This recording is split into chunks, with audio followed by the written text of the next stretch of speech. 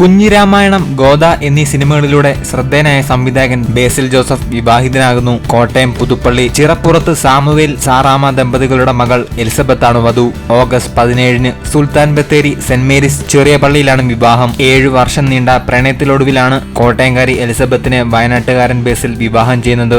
വിവാഹത്തെക്കുറിച്ച് ബേസിൽ Facebook പോസ്റ്റിൽ പറയുന്നത് ഇങ്ങനെ: ഇത് എലിസബത്ത്, എലി എന്ന് വിളിക്കും. 7 വർഷം മുമ്പ് തിരുവനന്തപുരം എഞ്ചിനീയറിംഗ് കോളേജ് മുതൽ എന്നെ സഹായിക്കാൻ തുടങ്ങിയതാണ്. ഇപ്പോൾ ജീവിതകാലം മുഴുവൻ സഹിച്ചോളാം എന്ന് വാക്കും തന്നു. അതുകൊണ്ട് ഞങ്ങൾ വീട്ടുകാരോടൊക്കെ ആലോചിച്ചു, ആ തീരുമാനം അങ്ങെടുത്തു. കല്യാണം പണ്ടാരോ പറഞ്ഞ പോലെ ജീവിതത്തിൽ സന്തോഷം മാത്രം പോരല്ലോ, രണ്ടും കൽപ്പിച്ച് അങ്ങ് ഇറങ്ങുകയാണ്. അനുഗ്രഹിക്കണം. ബേസിൽ ജോസഫിന്റെ വധുവിന്റെ ചിത്രങ്ങൾ കാണാം.